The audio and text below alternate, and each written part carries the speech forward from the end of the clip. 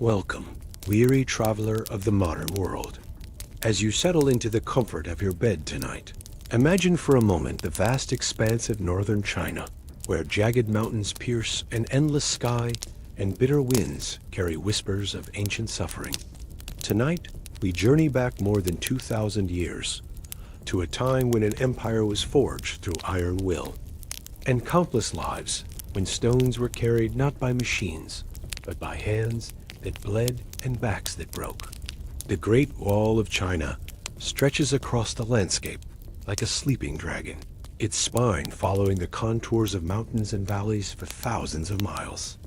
From your comfortable position, surrounded by warmth and safety, it's difficult to imagine that this wonder of the world was built not with modern machinery or willing volunteers, but with the forced labor of millions of peasants, soldiers, and prisoners whose names history has forgotten, whose bones may still rest within the very stones they carried. You've heard the stories, perhaps, of this magnificent achievement of human engineering. But tonight, as the world grows quiet around you, we'll explore the other side of that glory. The crushing weight of exhaustion, the bite of mountain wind against exposed skin, the hollow ache of hunger that became as constant as breathing. We'll walk in the footsteps of those who had no choice but to build, and discover why you, with all your modern sensibilities and physical limitations, would likely not have survived even a single season on that endless construction site. Let your breathing slow as we begin this journey into the past, where survival was never guaranteed, and where the price of immortality was paid not by those who sought it, but by those who had no voice to refuse. Segment 1.1, The Dawn of Endless Labor. The sun has not yet crested the mountains when you feel the rough shake of a guard's hand on your shoulder. Sleep, that precious escape from the ache in your muscles and the gnawing in your belly, is over before it truly began. Around you, hundreds of other workers stir in the pre-dawn darkness, their movements slow and stiff from another night spent on hard ground, wrapped in whatever scraps of cloth they could gather against the mountain cold. You are one of perhaps a million souls conscripted to build what your emperor calls his Great Wall. You might have been a farmer once, your hands more familiar with the gentle curve of a plow handle than the brutal weight of stone. Perhaps you were a merchant, accustomed to the comfortable rhythm of market days and profitable exchanges. Or maybe you were simply in the wrong place when the imperial recruiters came through your village, their quotas to fill and their patience already worn thin. The morning air bites at your exposed skin as you emerge from the cramped sleeping quarters, barely more than earthen dugouts carved into the hillside. Your breath forms small clouds that dissipate quickly in the thin mountain air. The altitude here, higher than anything you knew in your former life, makes every breath a conscious effort. Your lungs, not yet adapted to this harsh environment, struggle to extract enough oxygen from air that seems too thin to sustain life. But there is no time for your body to adjust at its own pace. The work begins before sunrise and continues long after sunset, an endless cycle that grinds away at human endurance like water wearing down stone. You join the long procession of workers, making their way to the quarry sites, your footsteps joining thousands of others on paths worn smooth by countless feet over the months and years of construction. The landscape around you is unforgiving in its beauty. Steep mountain faces rise like walls themselves, their surfaces scarred by the constant extraction of stone. The trees that once covered these slopes have long since been cut down, fed into the insatiable hunger of construction fires, or carved into scaffolding and tools. What remains is a moonscape of exposed rock and loose scree, where a single misstep can send you tumbling down slopes that show no mercy to human frailty. As you walk, you notice the other workers around you. Their faces, like yours, bear the marks of this harsh existence. Skin weathered beyond their years by constant exposure to wind and sun. Eyes that have learned to look down to avoid drawing the attention of the overseers who patrol the work lines with bamboo rods and short tempers. Hands that have been transformed from the soft implements of their former trades into calloused, bleeding tools shaped entirely by the demands of stone and mortar. The youngest among you are perhaps 14 or 15, boys whose bodies have not yet fully developed the strength needed for this work.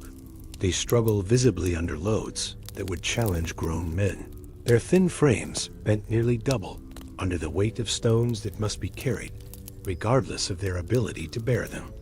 Some of these boys will not see another winter. This is a fact understood by everyone, spoken by no one. The oldest workers, those who have somehow survived multiple seasons of construction, move with a peculiar economy of motion. They have learned, through brutal experience, exactly how much energy they can expend and still function the next day. Every gesture is calculated, every step measured. They know which supervisors can be reasoned with and which ones find pleasure in the application of discipline. They know how to make a small portion of rice stretch through a long day, how to find shelter from wind that can strip warmth from your body in minutes. But even their accumulated wisdom cannot protect them entirely.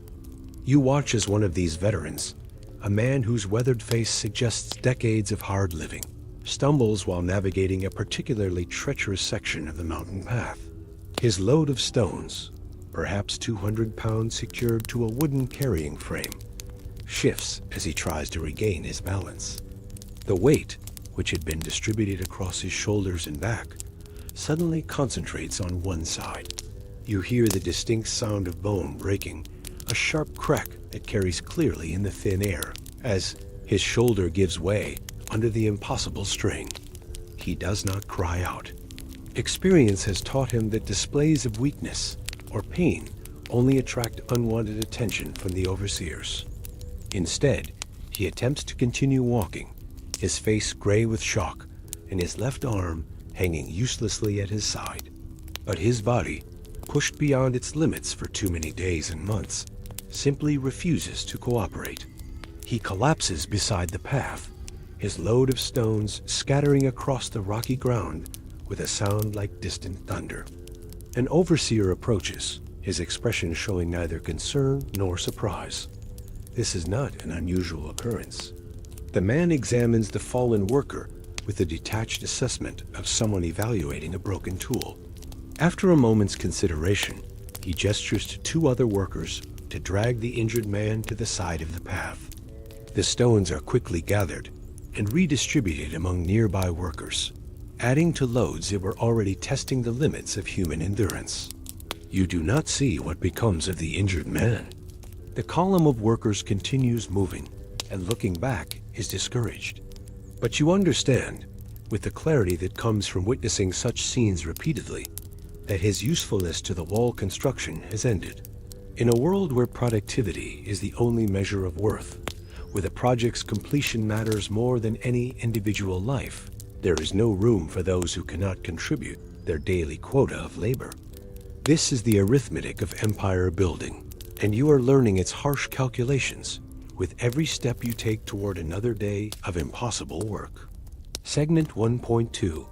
The weight of stone and flesh. The quarry spreads before you like an open wound in the mountainside, carved deeper each day by the relentless hunger for building materials. Here, the air itself seems heavy with dust that settles in your lungs and coats your throat, making each breath a reminder of where you are and what you must do to survive another day. The sound is constant hammer striking chisel, chisel biting stone, the crack and rumble of rocks being split from their ancient resting places. You are assigned to a work gang of 12 men, though this number fluctuates as workers succumb to injury, illness, or simple exhaustion. Your supervisor is a man whose face bears the distinctive scars of someone who once worked alongside you, but has proven himself valuable enough to be promoted beyond the burden of carrying stones. He knows exactly what each man in his gang can accomplish in a day, and he knows the consequences if those quotas are not met. The stones you must extract are not uniform. Some are small enough that a strong man might carry two at once, though the mountain paths make such ambition dangerous. Others are massive blocks that require the coordinated effort of your entire gang. moved inch by agonizing inch using wooden rollers, rope, and the kind of desperate strength that comes from understanding that failure is not an option. Each stone must be shaped to fit its intended place in the wall. This work requires precision. It seems almost impossible given the crude tools at your disposal: iron chisels that dull quickly against the hard mountain stone, hammers whose wooden handles splinter under constant use, measuring devices that must be fashioned from memory and approximate measurements. Yet somehow, through repetition and the kind of skill that develops only under the pressure of absolute necessity, you learn to judge the size and shape needed for each block. Your hands, which once knew gentler work, have been transformed into instruments suited entirely for this task.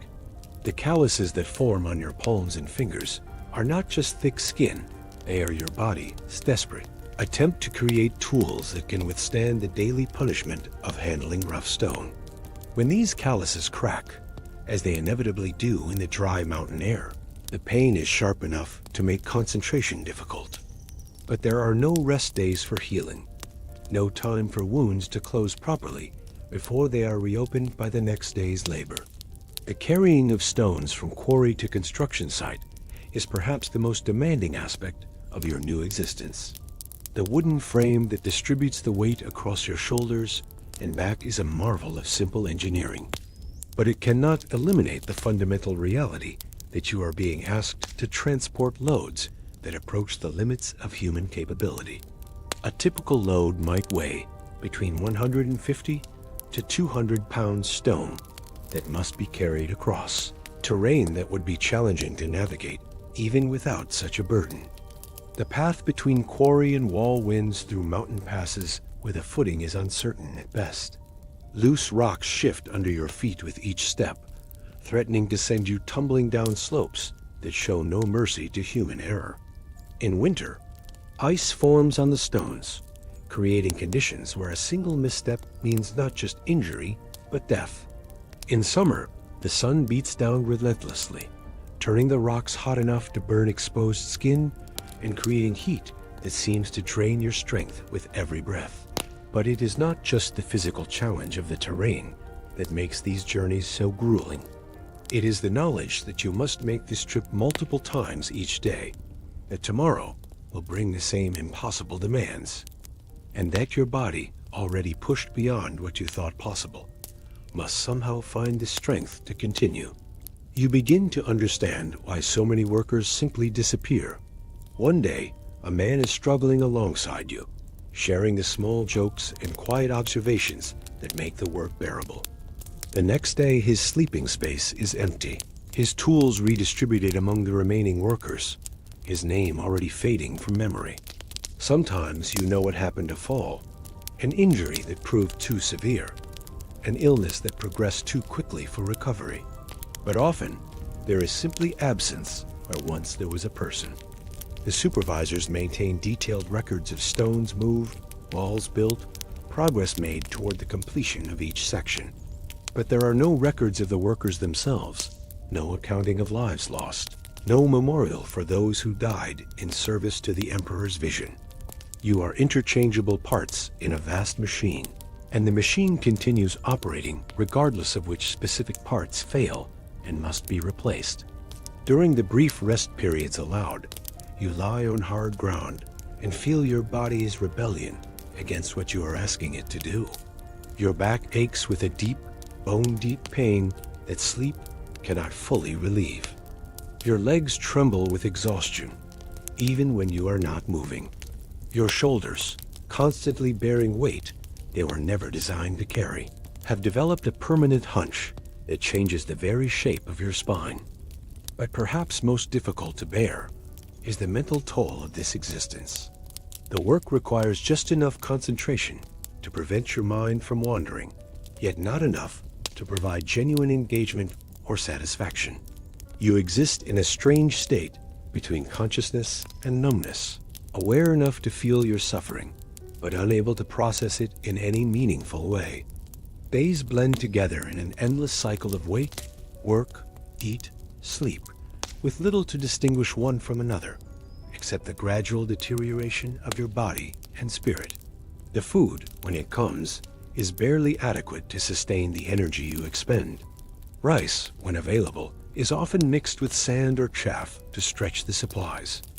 Vegetables are rare and usually spoiled. Meat is almost non-existent.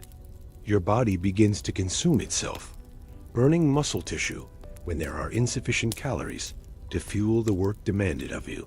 You can see this process in the faces around you, the hollow cheeks, the prominent bones, the eyes that seem too large for heads that grow thinner each week. Yet still the work continues, because the alternative to working is not rest but death. And so you lift another stone, take another step, carry another load toward a wall that seems to grow longer each day, stretching toward horizons you cannot see, built upon foundations that include the bones of those who came before you. Segment 1.3, where the living meet the dead. As evening approaches and the mountain shadows grow long across the construction site, you begin to understand one of the most haunting aspects of your new existence. The Great Wall is not simply a structure of stone and mortar. It is a vast cemetery, stretching across the landscape like a monument to human sacrifice, disguised as military engineering. The first time you witness what happens to those who can no longer work, the reality strikes you with a force that makes your knees weak. An older man, perhaps 50 years of age, though he appears much older, collapses during the afternoon stone carrying. His breathing is labored and shallow. His skin has taken on a grayish pallor that you have learned to recognize as the approach of death. In your former life, such a man would be taken to his family, made comfortable, allowed to die with dignity, surrounded by those who loved him. Here, there is no family. There is no time for dignity. There is only the wall, always the wall, demanding completion regardless of human cost. The man dies as the sun sets, his breathing simply stopping without drama or final words. His work gang gathers around him briefly, not in mourning, for there is no time for proper mourning, but in a moment of silent recognition that his suffering is ended. Then, with the efficiency born of grim necessity, his body is wrapped in the same rough cloth that served as his blanket during life. But you expect him to be carried away, perhaps to a burial ground somewhere beyond the construction site. Instead, you watch with growing horror as his body is carried not away from the wall, but toward it. The supervisors have calculated that digging graves in the Rocky Mountain soil requires time and energy better spent on construction. Instead, bodies are incorporated directly into the wall itself, placed in hollow spaces between stones, and sealed in with mortar and rubble. This practice, you learn, is so common that there are specific procedures for it. Bodies are positioned carefully to ensure they do not create structural weaknesses in the wall. They are wrapped to prevent decay from compromising the surrounding stonework. They become, quite literally, part of the emperor, as great project that remains serving as both foundation and mortar for a monument they never chose to build. The knowledge that you are walking and working above the bones of previous workers adds a psychological weight to the already crushing physical demands. Every section of wall you help construct might be the final resting place of men who once stood where you stand, carried the same stones you carry, felt the same desperation. You feel as they realized their lives were forfeit to another man's vision of immortality. Your sleeping quarters reflect the same disregard for human comfort that characterizes every aspect of this existence. The shelters, if they can be called such, are crude affairs holes carved into hillsides or rough structures of piled stones covered with whatever materials can be found. There are no beds, no privacy, no protection from the elements beyond what can be improvised from scraps and debris. In winter, the cold is not merely uncomfortable, it is life-threatening.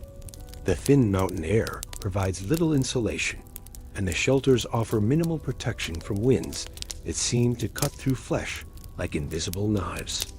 Workers huddle together for warmth, sharing body heat in conditions that would have been unthinkable in their former lives. Frostbite is common, beginning with numbed fingers and toes and progressing to blackened flesh that must be removed to to prevent fatal infection.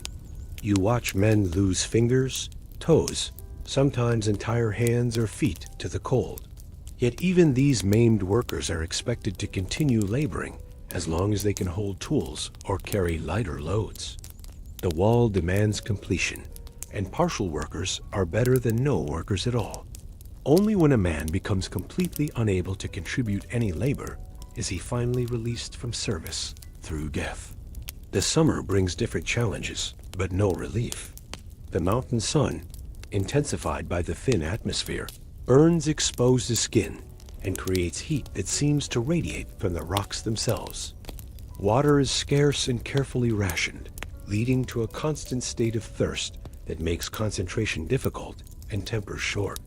The combination of heat, dehydration, and exhausting physical labor creates conditions where heat stroke is a daily threat. Disease spreads quickly through the crowded, unsanitary living conditions. Dysentery, typhus, and unnamed fevers move through the worker population like wildfire, claiming lives with brutal efficiency.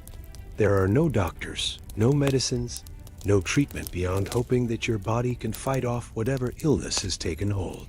Those who become too sick to work simply disappear, their fate understood by all but spoken of by none.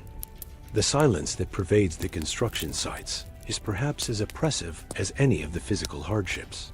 Workers quickly learn that conversation draws attention, that attention leads to scrutiny, and that scrutiny often results in punishment. The overseers maintain discipline through fear and the liberal use of bamboo rods, wooden clubs, and other implements designed to inflict pain without permanently disabling workers. Yet even in this environment of forced silence and controlled desperation, small acts of humanity persist. Workers share what little food they have with those who are weaker. They help each other with loads that have become too heavy to bear alone. They offer the comfort of presence to those who are dying, sitting beside them in their final moments, even when there are no words that can be spoken. These gestures of kindness are dangerous. They identify individuals as having emotions and connections that extend beyond their usefulness to the wall. But they continue nonetheless, evidence that the human spirit endures even under conditions designed to break it completely. As you lie on hard ground at the end of another day, your body aching from injuries both fresh and chronic, you begin to understand the true scope of what is being demanded of you. You are not just building a wall, you are participating in your own destruction, contributing your life force to a project that will consume you entirely and leave nothing behind but anonymous bones buried within stone foundations. The Great Wall will indeed become one of the wonders of the world, admired by future generations for its engineering prowess and symbolic power. But those future admirers will not know the names of those who built it, will not understand the human cost of each stone placed, will not recognize that they are looking at what is essentially a vast graveyard disguised as a monument to imperial power. This knowledge accompanies you into sleep when sleep finally comes, the understanding that tomorrow will bring the same impossible demands and that each day brings you closer to joining those whose bones rest within the walls you are building with your own hands. Segment 2.1, The Mind Behind the Wall, to understand the immense suffering required to build the Great Wall. You must first understand the man who ordered its construction, a figure whose very name would become synonymous with absolute power and the willingness to sacrifice unlimited human lives in pursuit of personal vision. Qin Shi Huang, the first emperor of China, was not born to rule a unified empire. He was born Ying Zheng, prince of the state of Qin, in a world where China was divided into 7 warring kingdoms, each vying for dominance over the others.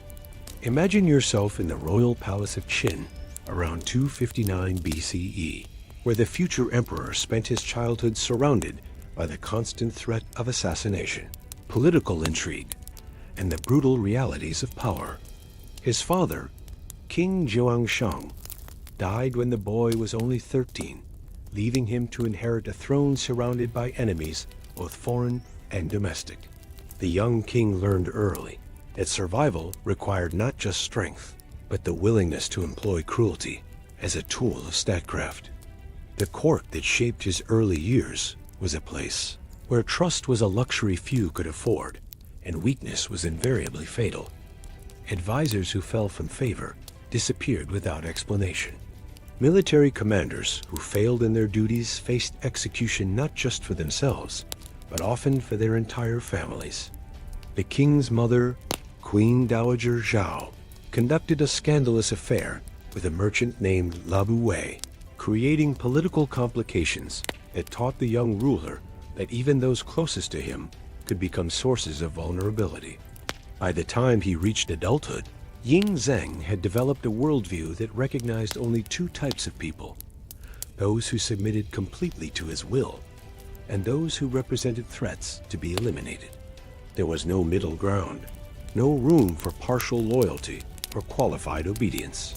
This binary understanding of human relationships would later shape every aspect of his imperial policies, from the treatment of conquered peoples to the management of massive construction projects like the Great Wall. The unification of China under his rule was not achieved through diplomacy or gradual political consolidation. It was accomplished through a series of military campaigns that were remarkable for their systematic brutality and their complete disregard for the conventional limits of warfare. When his armies conquered the state of Zhao, for instance, they reportedly buried alive over 400,000 prisoners of war, not in the heat of battle, but as a calculated act of terror designed to discourage resistance in other kingdoms. This was not random violence or the result of military discipline breaking down. It was policy, carefully planned and methodically executed. The future emperor had concluded that fear was the most reliable foundation for political control, and that fear could only be maintained through the regular demonstration of unlimited willingness to inflict suffering. The mass executions served a dual purpose. They eliminated potential sources of future rebellion, while simultaneously sending a clear message to anyone who might consider opposing his rule. As his conquests progressed, the pattern became predictable. Cities that surrendered immediately might be spared the worst violence, though their populations would still face forced relocation, cultural suppression, and economic exploitation. Cities that resisted, even briefly, faced complete destruction. Their populations were massacred, their buildings torn down, their very names erased from maps and records. The goal was not simply military victory, but the complete psychological subjugation of the Chinese people. By 221 BCE, when the last of the independent kingdoms fell to his armies, Ying Zheng had achieved something unprecedented in Chinese history: the unification of the known world under a single ruler. But unification, he understood, was only the beginning. The harder task was maintaining control over an empire that encompassed millions of people, many of whom had no natural loyalty to their new emperor, and every reason to resent the violence that had brought them under his rule. It was at this moment of triumph that he adopted the title that would define his legacy: Qin Shi Huang, the first emperor. The name itself was a declaration of intent. He would not merely be another king ruling over a temporary kingdom, but the founder of a dynasty that would last for 10,000 generations. His empire would be eternal, his bloodline would rule forever, and his name would be remembered long after the kingdoms he had conquered were forgotten. But the emperor understood that eternal rule required more than military might. It required the complete transformation of Chinese society, the elimination of all competing sources of authority, and the creation of systems that would make rebellion not just dangerous, but literally unthinkable. This vision of total control would manifest itself in policies that touched every aspect of human life, from the books people could read to the thoughts they were permitted to think. The Great Wall was conceived not just as a military fortification, but as a symbol of this absolute authority. It would demonstrate that the emperor could mobilize unlimited resources, that he could command the labor of millions, that he could reshape the very landscape according to his will.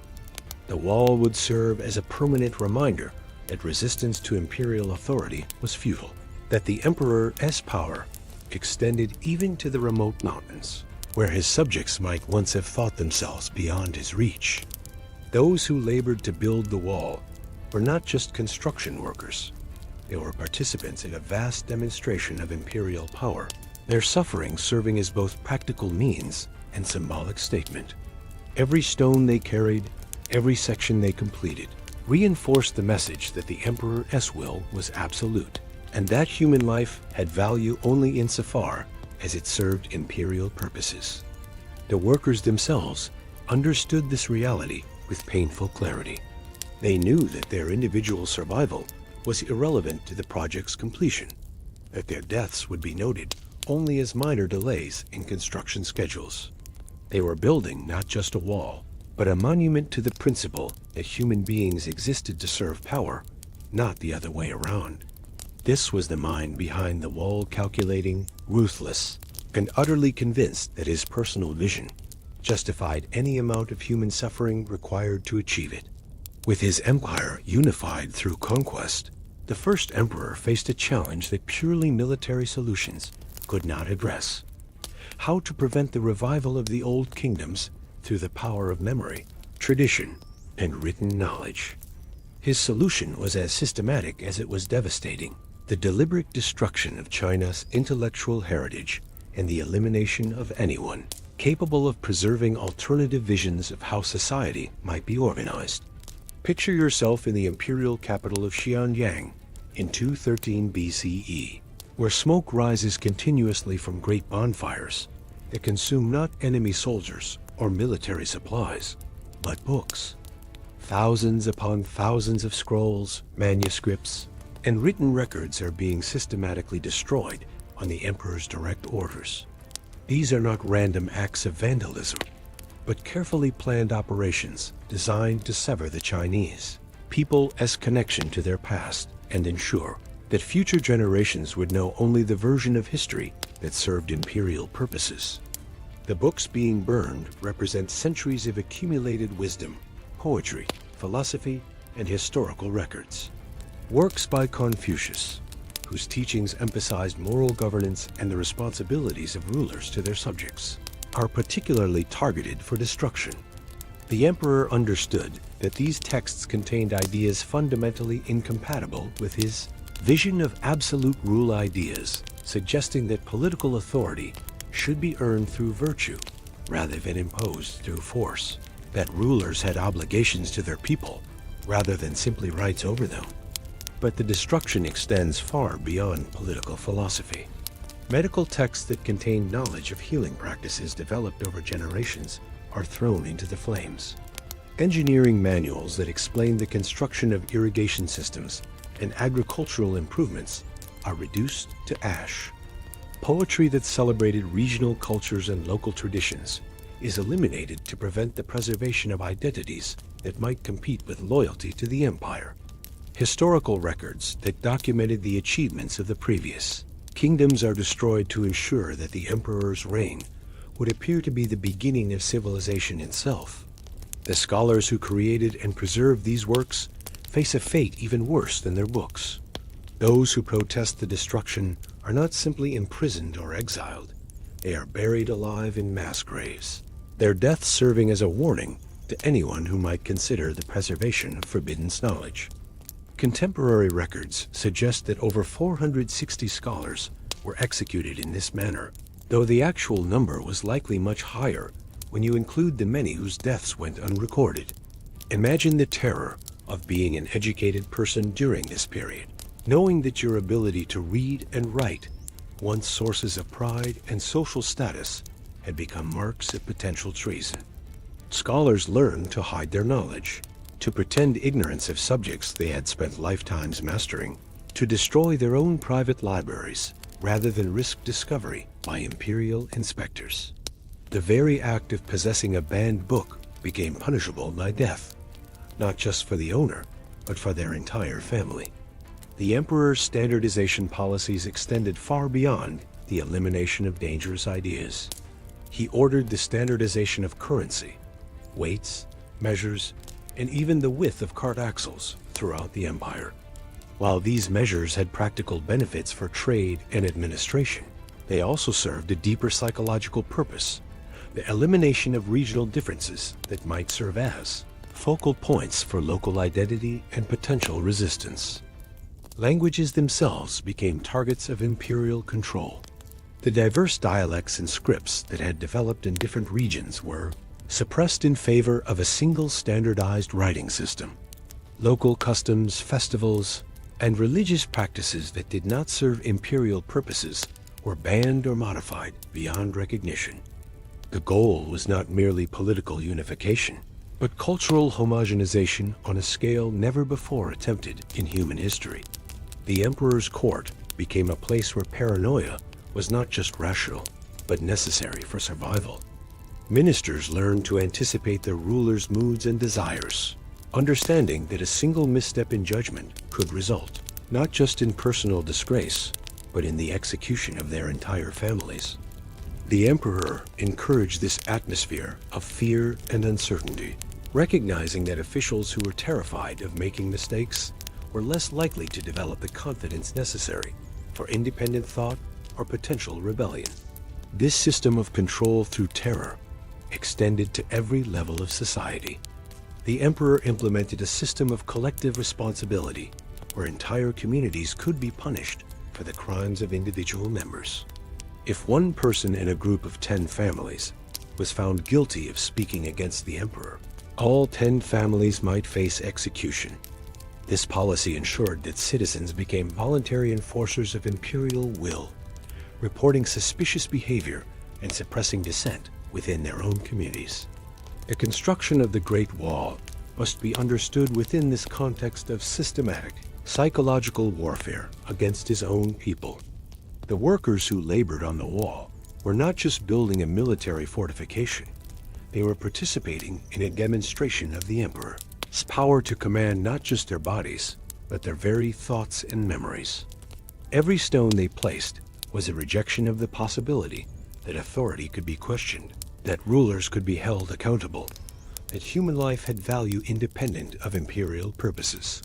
The emperor's paranoia about potential threats led him to develop an elaborate network of spies and informants that extended throughout the empire. Citizens learned to watch their words even in private conversations, understanding that a careless comment overheard by the wrong person could result in charges of treason. Children were encouraged to report suspicious behavior by their own parents. Spouses became potential sources of denunciation. The basic human relationships that had once provided comfort and security were transformed into potential sources of danger. Yet even this level of control was not sufficient to satisfy the emperor's need for absolute security. He began to suspect that the very scholars and officials who served him most faithfully might harbor secret loyalties to the old ways, that their apparent submission might conceal deeper plans for resistance. This suspicion led to periodic purges of the imperial administration, as groups of officials were executed on charges of conspiracy that may have existed only in the emperor as increasingly troubled imagination. The psychological toll of ruling through such comprehensive terror began to manifest itself in the emperor's own behavior. He became increasingly isolated, trusting no one completely, sleeping in different locations each night to avoid potential assassins. The man who had sought to control every aspect of his empire found himself controlled by his own fears, trapped within a system of surveillance and suspicion that he had created, but could no longer fully direct. Segment 2.3: The Quest for Forever. As the first emperor aged and witnessed the completion of his great projects, the wall, the roads, the standardized empire, a profound anxiety began to consume his thoughts with increasing intensity.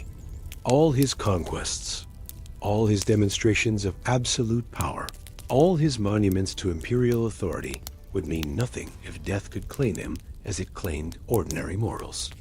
The man who had made himself master of the known world found himself confronted by the one enemy he could not defeat through military force or political manipulation: his own mortality. This obsession with death and the possibility of avoiding it transformed the imperial court into something resembling a combination of royal palace and alchemical laboratory. The emperor surrounded himself with men who claimed knowledge of secret arts, mysterious formulas, and ancient wisdom that could grant eternal life.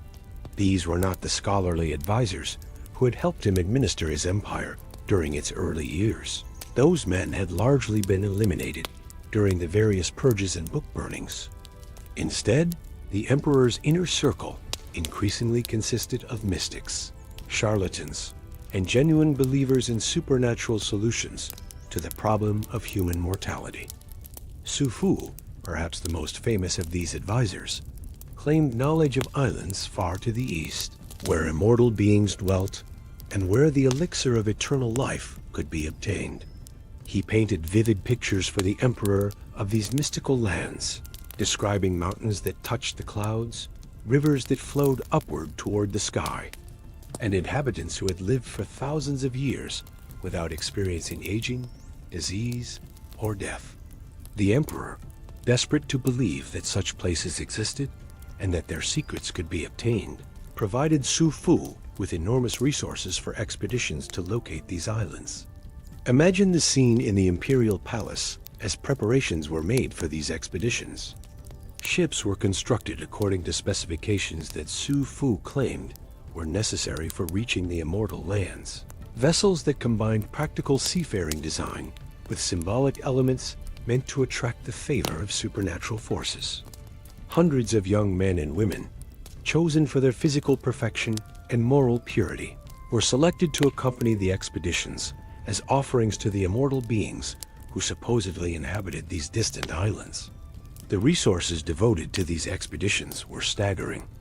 Entire workshops were established to create the gifts that Su Fu insisted would be necessary to negotiate with the immortals' golden vessels. Silk garments woven with threads of precious metals, jade carvings that required months to complete, and collections of rare herbs and spices gathered from throughout the empire. The emperor spared no expense, understanding that if these expeditions succeeded, the cost would be irrelevant, and if they failed, no amount of saved resources would matter to a dead ruler. But Su Fu was only one of many advisors who claimed knowledge of paths to immortality. The imperial court became a gathering place for practitioners of what would later be called external alchemy, the belief that immortality could be achieved through the consumption of specially prepared substances, particularly those involving mercury, lead, and other materials that were thought to embody the eternal properties of metals and stones. These alchemists established laboratories within the palace complex, where they worked day and night to create elixirs that they promised would grant the emperor eternal life. The formulas they developed were elaborate combinations of toxic metals, rare herbs, and substances gathered from remote corners of the empire. Mercury, because it appeared to be a liquid metal that could not be destroyed by fire, was considered particularly valuable. Lead, because of its density and resistance to corrosion, was thought to contain properties that could strengthen human flesh against decay. The emperor began consuming these preparations regularly, despite their obvious effects on his health. Contemporary records describe changes in his appearance and behavior that are consistent with chronic heavy metal poisoning, skin discoloration, tremors, periods of confusion, and increasing paranoia that went beyond even his previous levels of suspicion and fear. Yet he continued taking these substances, convinced that the temporary discomfort was a necessary price for achieving immortality. The irony of the situation was lost on none of the court officials, though none dared to comment openly. The emperor, who had demonstrated his power over millions of subjects, who had reshaped the landscape itself according to his will, was slowly poisoning himself in pursuit of a goal that his own actions made increasingly unlikely to achieve. Each dose of mercury-laden elixir brought him closer to the death he was so desperately trying to avoid. As his health deteriorated, the emperor's behavior became increasingly erratic and unpredictable. He began to see signs and omens everywhere, interpreting natural phenomena as messages from supernatural forces. A meteor that appeared in the night sky was understood to be a warning that his enemies were plotting against him. Unusual weather patterns were seen as evidence that he needed to make greater sacrifices to ensure the success of his immortality quest. The death of animals or the failure of crops was taken as proof that he had not yet achieved the perfect balance of elements necessary for eternal life. The construction of his tomb, which had been ongoing for years, took on new urgency and expanded scope. The emperor became convinced that the tomb itself was a crucial component of his immortality plan. Not a place where his body would rest after death, but a magical vessel that would preserve his life force and allow him to continue ruling even if his physical form were threatened. The tomb complex grew to enormous proportions, requiring the labor of hundreds of thousands of workers and consuming resources that might have fed entire provinces. Within this tomb, the emperor ordered the construction of a miniature version of his empire, complete with rivers of mercury that would flow eternally, powered by mysterious mechanisms. The ceiling was decorated with precious stones arranged to mirror the constellations, creating a cosmic map that was supposed to maintain his connection to celestial forces. Crossbow traps were installed to kill anyone who might attempt to disturb his rest, ensuring that his physical form would remain inviolate even after death. But perhaps most disturbing was his decision that the tomb should be populated with living beings who would serve him in whatever existence awaited beyond death. Hundreds of his concubines, who had not borne him children, were sealed alive within the tomb complex when it was finally closed. Craftsmen and workers who knew the secrets of the tomb's construction were executed to prevent them from revealing its vulnerabilities to potential grave robbers. Even some of his highest-ranking officials were buried alive to ensure that his administrative apparatus would continue functioning in the afterlife. The emperor's obsession with immortality had transformed from a personal quest into a policy that affected every aspect of imperial governance. Resources that might have been used to improve the lives of his subjects were instead devoted to alchemical experiments and mystical expeditions. The most talented craftsmen and artisans were assigned to create objects for his tomb, rather than items that might benefit the living. The emperor, who had once prided himself on practical efficiency, had become consumed by supernatural fantasies that served no purpose except to feed his own terror of death. Yet even as his health failed and his grip on reality became increasingly tenuous, the emperor continued to believe that immortality was within his reach. He spent his final years traveling constantly throughout his empire, partly to avoid potential assassins, but partly in the hope that movement itself might delay the approach of death. He consulted with hermits and mystics in remote mountain locations, seeking new formulas and new approaches to the problem of mortality. The end, when it came, was both sudden and entirely predictable. The emperor died while traveling, his body finally succumbing to the accumulated effects of years of consuming toxic substances in pursuit of eternal life. The man who had controlled the lives and deaths of millions was ultimately as vulnerable to mortality as the humblest peasant working on his wall. His quest for immortality had not only failed, it had actually shortened the life he was so desperate to preserve. Segment 3.1: The Army That Time Forgot.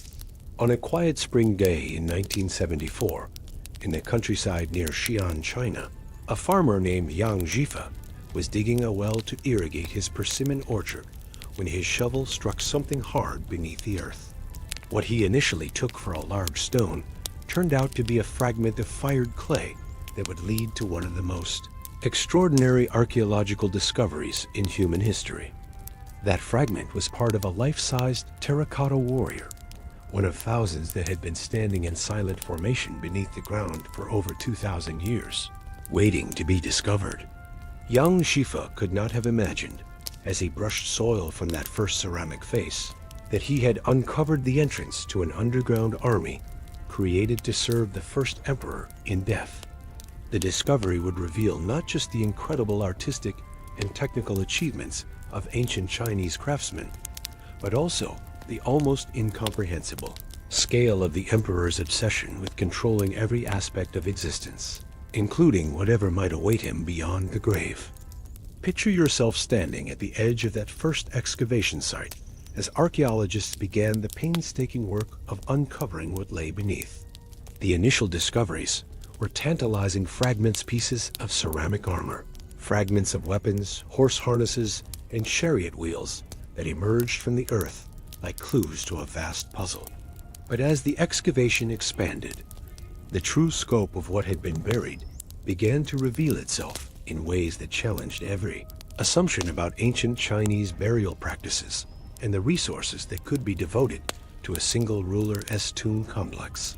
The first pit that was fully excavated contained approximately 6,000 life-sized terracotta figures arranged in military formation. These were not crude representations or symbolic tokens, but individually crafted sculptures of remarkable detail and artistry.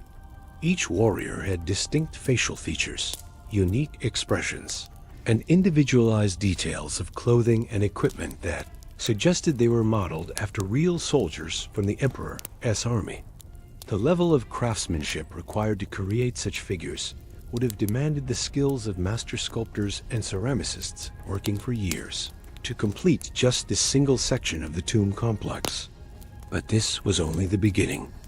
As archaeological surveys expanded the search area around the initial discovery site, it became clear that the terracotta army extended far beyond what anyone had initially imagined. A second pit was discovered containing cavalry units, war chariots, and what appeared to be a command structure for the ceramic army. A third pit revealed what seemed to be a military headquarters, complete with high-ranking officers and strategic planning areas. The sheer scale of the discovery challenged every previous understanding of ancient Chinese burial practices and the resources that could be devoted to preparing for the afterlife. What made the discovery even more remarkable was the incredible attention to detail that had been invested in every aspect of the army as creation. The horses, for instance, were not generic representations of equines, but carefully observed studies of different breeds and individual animals. Their musculature was accurately rendered, their expressions varied and lifelike, their tack and harnesses crafted with the same precision that would be expected of actual military equipment.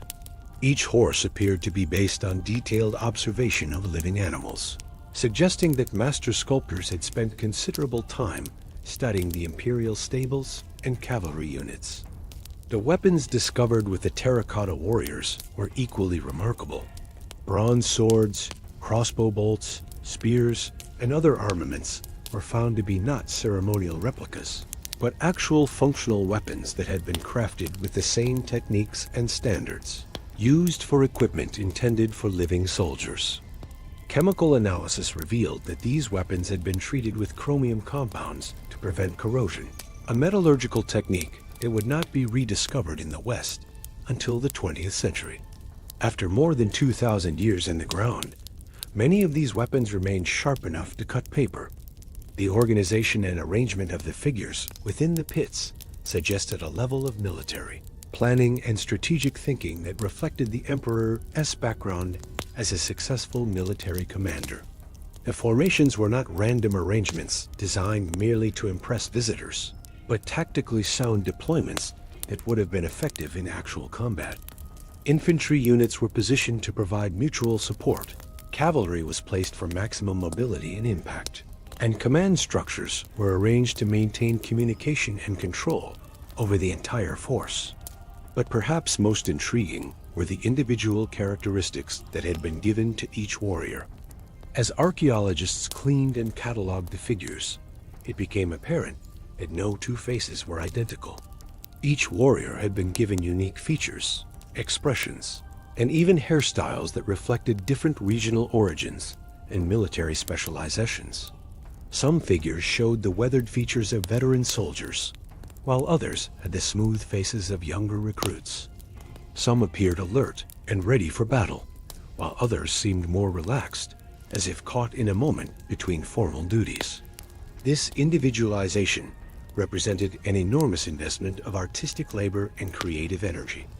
Instead of creating a few master molds, that could be used to produce identical figures.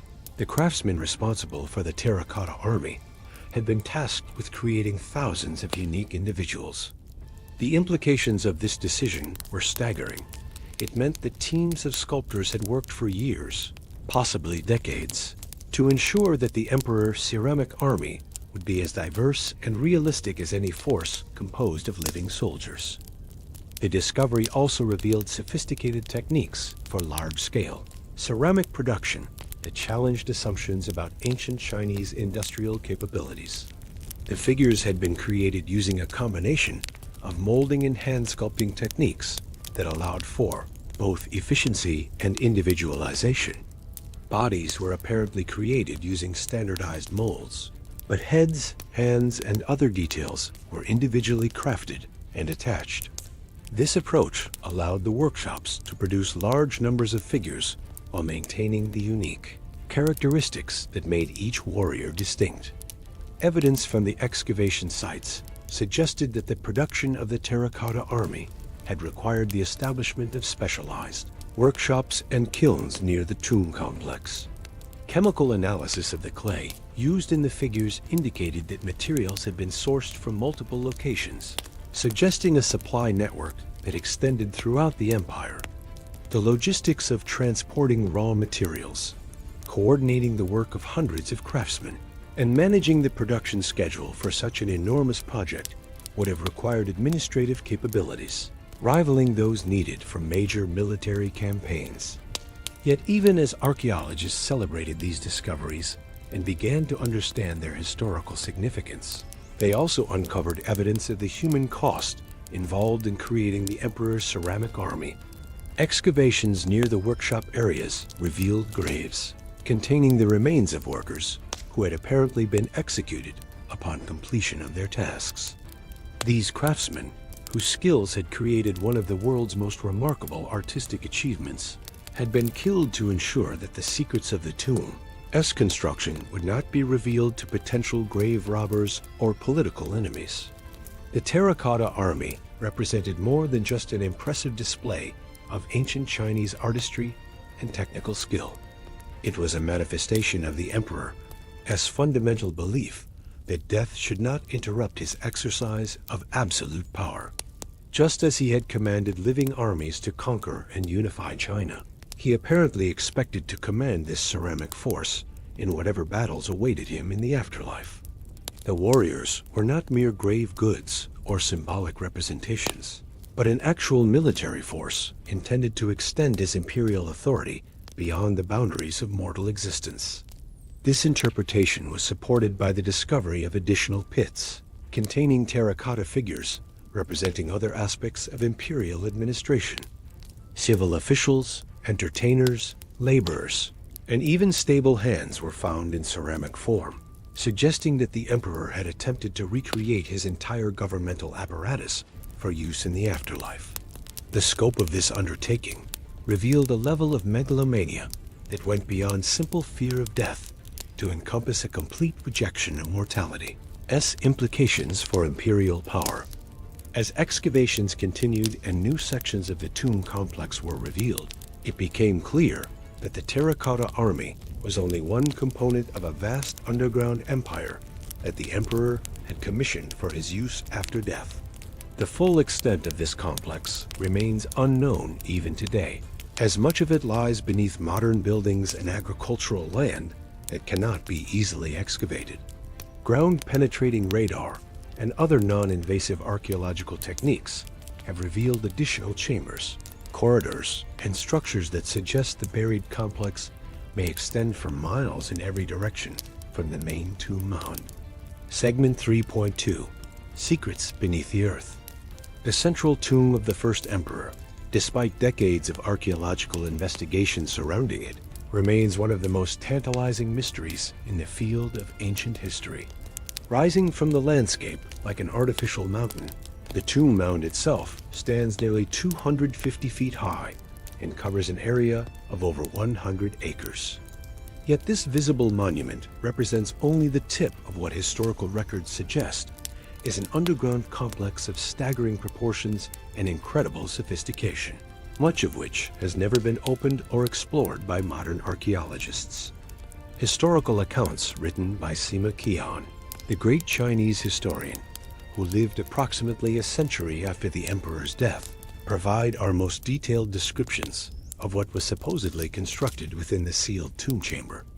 According to these records, the emperor's burial chamber contained a complete miniature recreation of his empire with rivers and seas, represented by flowing mercury, a ceiling decorated with precious stones arranged to mirror the night sky, and mechanical devices, designed to maintain this artificial world in perpetual motion long after the emperor's physical death. The decision not to excavate the main burial chamber directly has been driven by multiple practical and ethical considerations that reveal the complexity of modern archaeological work.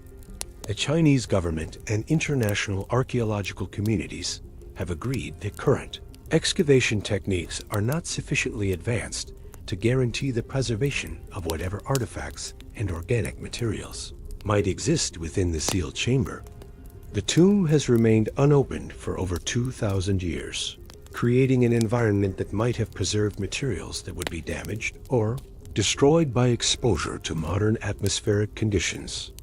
Mercury vapor detectors deployed around the tomb mound have confirmed unusually high concentrations of mercury in the soil, lending credibility to the historical accounts describing rivers of liquid mercury flowing within the burial chamber. This discovery has created additional concerns about the safety of excavation work, as exposure to mercury vapor poses serious health risks to archaeological workers. The presence of mercury also suggests that at least some aspects of Sima Qian's descriptions were accurate, raising intriguing questions about what other elements of his account might prove to be historically reliable. Ground-penetrating radar surveys and seismic analysis have revealed what appears to be a complex network of chambers, corridors, and voids beneath the tomb mound. These surveys suggest that the underground complex may extend much deeper than previously imagined, with some chambers apparently located more than 100 feet below the surface. The scale of construction implied by these surveys would have required engineering capabilities and organizational resources that challenge our understanding of what was possible using ancient Chinese construction techniques. One of the most intriguing aspects of the ongoing archaeological investigation has been the discovery of what appear to be intact chambers and corridors that have somehow avoided the flooding collapse and other forms of deterioration that typically affect ancient underground structures. Core samples taken from various locations around the tomb complex have revealed layers of clay, charcoal, and other materials that seem to have been deliberately arranged to create moisture barriers and prevent structural damage over time. This suggests that the tomb's designers understood principles of underground construction that allowed their work to survive conditions that would have destroyed more conventional burial sites. The craftsmen and workers who constructed the tomb complex appear to have been organized into specialized teams responsible for different aspects of the project. Evidence from workshop areas suggests that some teams focused exclusively on metalworking, creating the bronze fittings, weapons, and decorative elements needed for the tomb's contents. Others specialized in ceramics, not just for the famous terracotta warriors, but for architectural elements, drainage systems, and other functional components of the underground complex. Still others worked on what appears to have been an extensive hydraulic system designed to manage water flow and prevent flooding within the tomb chambers. Recent discoveries in the areas surrounding the main tomb have revealed additional burial pits containing sacrifice victims, including members of the emperor's family, high-ranking officials, and craftsmen who possessed knowledge of the tomb's construction secrets. These mass graves provide disturbing evidence of the systematic elimination of anyone who might pose a security risk to the tomb's integrity. The emperor's paranoia about potential grave robbers apparently extended to ensuring that even his own relatives and most trusted advisors would take their knowledge of the tomb's vulnerabilities to their own graves. Archaeological evidence suggests that the construction of the tomb complex continued for decades, with work beginning even before the emperor achieved full unification of China and continuing until his death. The project employed what may have been as many as 700,000 workers at its peak, including skilled craftsmen, common laborers, and prisoners of war from the conquered kingdoms. The logistical challenges of managing such a workforce, providing food and shelter for hundreds of thousands of people, and coordinating their activities across a construction site covering dozens of square miles would have been comparable to those faced during major military campaigns. The tomb complex was designed with multiple layers of security intended to prevent grave robbing and protect the emperor's remains for eternity. Historical accounts describe crossbow traps triggered by tripwires, pits filled with sharp stakes, and poison gas devices designed to kill intruders. While archaeologists have not yet encountered these specific defensive measures, they have discovered evidence of sophisticated mechanical devices within some of the peripheral burial pits, suggesting that the tomb's designers possessed advanced knowledge of engineering principles and trap construction. One of the most remarkable aspects of the Terracotta Army discovery has been the revelation that many of the ceramic figures were originally painted in bright, realistic colors. When first excavated, traces of pigments could still be seen on the warriors' clothing, armor, and skin. However, exposure to air and light caused these ancient paints to fade and flake away within hours of excavation, creating a race against time for archaeologists attempting to document the original appearance of the figures. This has led to the development of new conservation techniques and excavation protocols designed to preserve color and other delicate details that might otherwise be lost during the archaeological process. The weapons found with the terracotta warriors had provided unprecedented insights into ancient Chinese metallurgy and military technology. Bronze swords discovered in the pits showed evidence of sophisticated alloying techniques that produced blades of exceptional hardness and flexibility. Many of these weapons remained sharp after more than 2,000 years underground, and some showed signs of having been used in actual combat before being placed in the tomb. This suggests that the emperor may have armed his ceramic army with weapons taken from real military units, further blurring the line between symbolic representation and practical preparation for afterlife warfare. Analysis of the clay used to create the terracotta figures has revealed that materials were sourced from multiple locations throughout the empire, requiring a supply network that extended for hundreds of miles. Different types of clay were apparently selected for different purposes: finer clays for detailed facial features, coarser materials for body construction, and specialized mixtures for weapons and equipment. This level of material selection and quality control indicates a degree of planning and organization that rivals modern industrial production methods. The kilns used to fire the terracotta figures represented a significant technological achievement in their own right. Archaeological investigation of kill sites near the tomb complex has revealed sophisticated firing chambers capable of reaching temperatures high enough to properly cure clay objects weighing several hundred pounds each. The fuel requirements for operating these kilns continuously over the decades of tomb construction would have required the harvesting of vast forests, contributing to environmental changes in the region that can still be detected through pollen analysis and other archaeological techniques. Recent excavations have also revealed evidence of what appears to be a complete administrative complex built to manage the tomb construction project. Office buildings, living quarters for supervisors, workshops for specialized craftsmen, and storage facilities for materials and equipment have been discovered in areas adjacent to the main tomb site.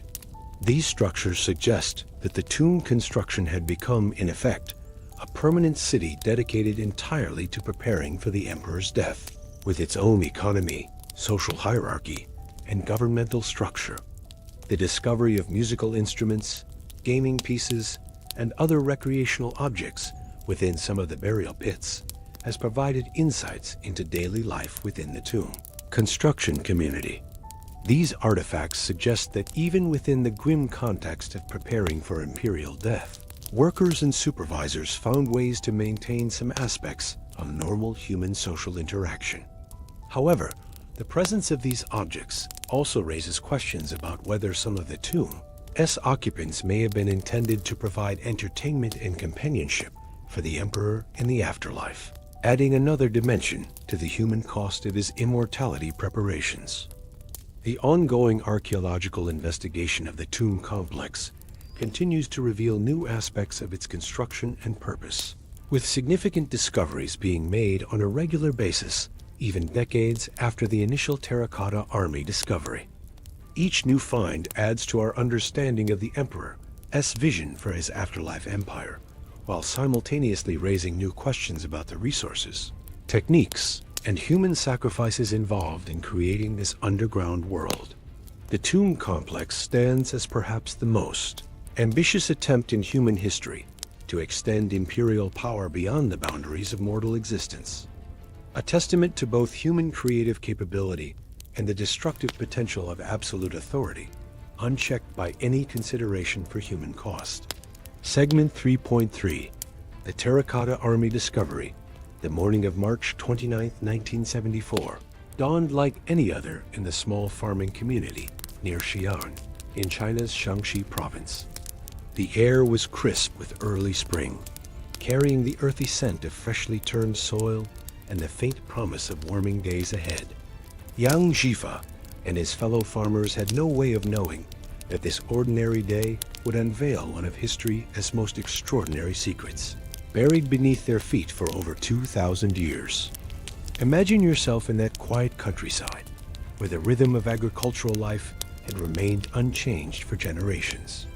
The farmers were digging a well, their shovels biting into the red clay soil that had sustained their ancestors for countless seasons. The work was methodical, almost meditative, the steady scrape of metal against earth, the soft thud of soil being tossed aside, the occasional pause to wipe sweat from weathered brows. Then, something unexpected. Yang Zhifa's shovel struck something hard, something that shouldn't have been there.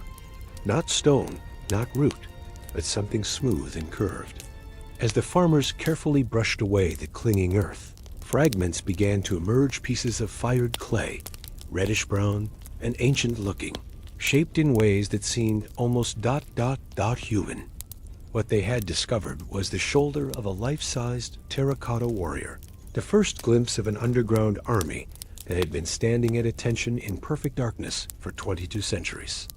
But this was just the beginning of a revelation that would reshape our understanding of ancient Chinese civilization and the megalomaniacal ambitions of China's first emperor, Qin Shi Huang. Picture the archaeologists arriving in those early days, their excitement barely contained as they began the painstaking process of excavation. Each brushstroke revealed more clay figures, each more detailed and lifelike than seemed possible for objects created over 2 millennia ago.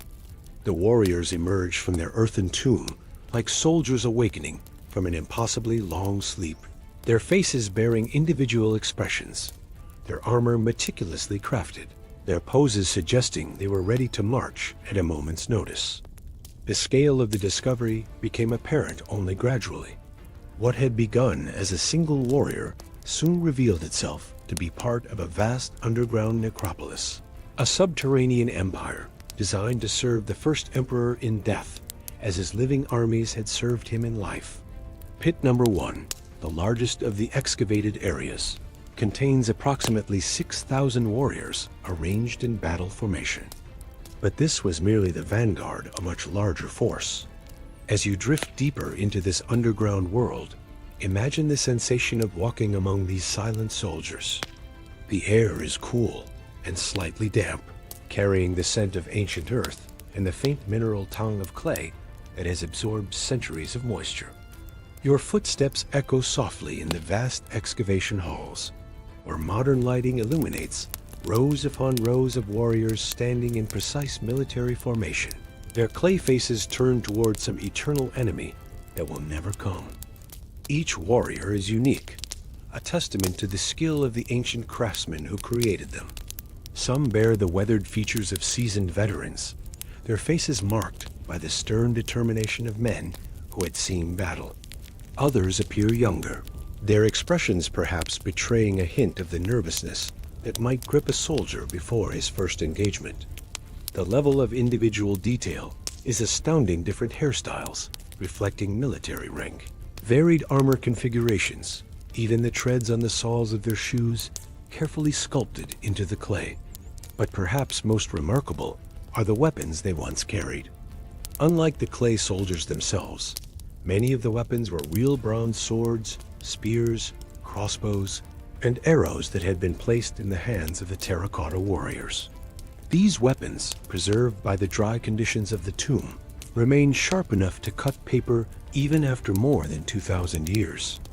The bronze gleams with an almost liquid luster when cleaned, as if the weapons had been forged yesterday rather than in the workshops of the Qin dynasty.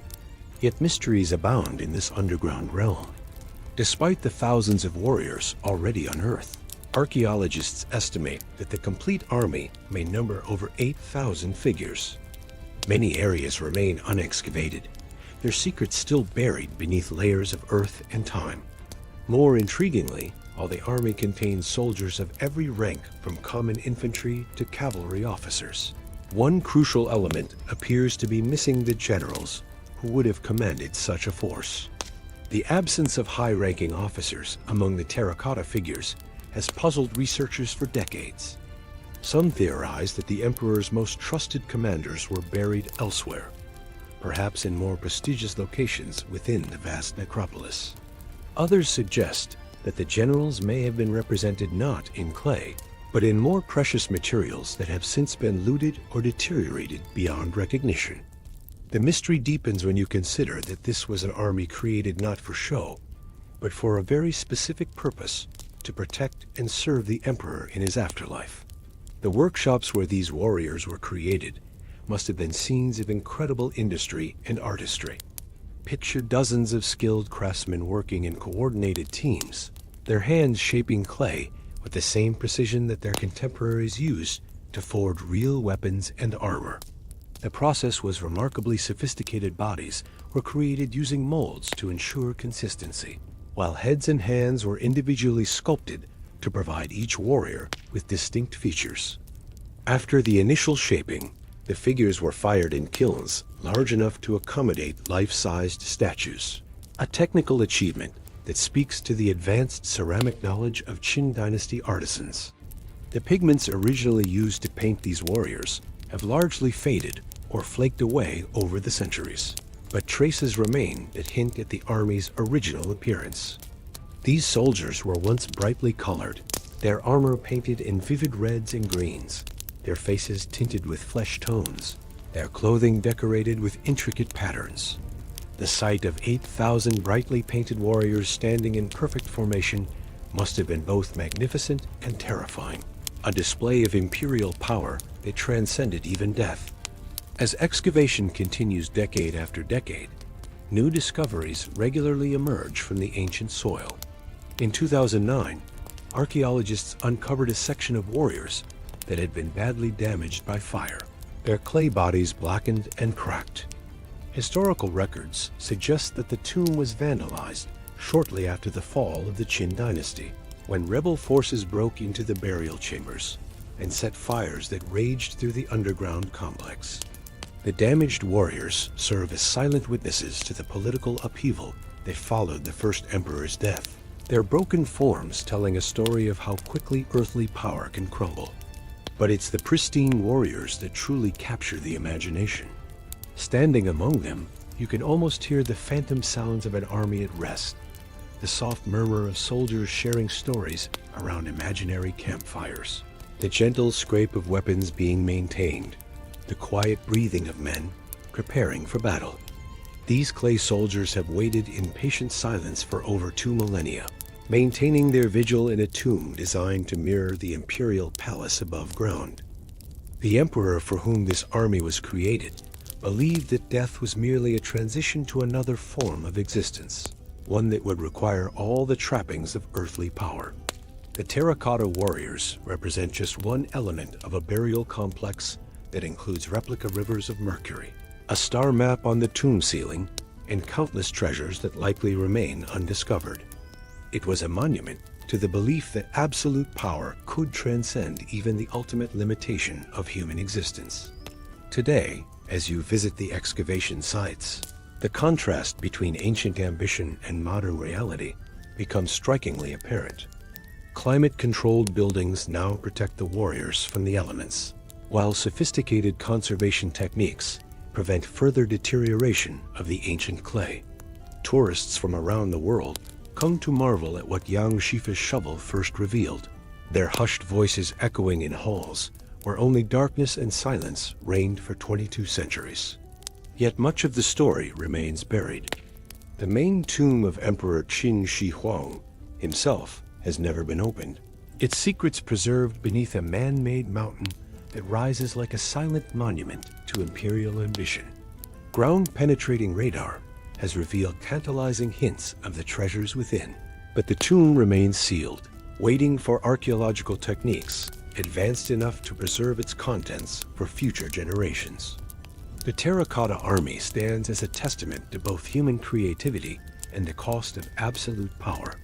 Each warrior represents not just the skill of ancient craftsmen, but the forced labor of countless workers who created this underground marvel. As you contemplate these silent soldiers, remember that they were crafted not out of love or devotion, but out of fear of an emperor whose desire for immortality extended even into the realm of death, and whose power was so absolute that thousands labored to create an army that would never fight a battle, never celebrate a victory, never return home to families who waited in vain for their return. Segment 4.1: Life in the Emperor's Forbidden Quarters, Golden Dragons and Sacred Isolation. From the silent underground realm of clay warriors, we now ascend to the world of the living, though it was a world where life itself was as rigidly controlled and carefully choreographed as any terracotta army. Picture yourself approaching the imperial palace of the Qin dynasty, where Emperor Qin Shi Huang held court in chambers that few mortals would ever see, and even fewer would leave unchanged. The imperial palace was not merely a residence.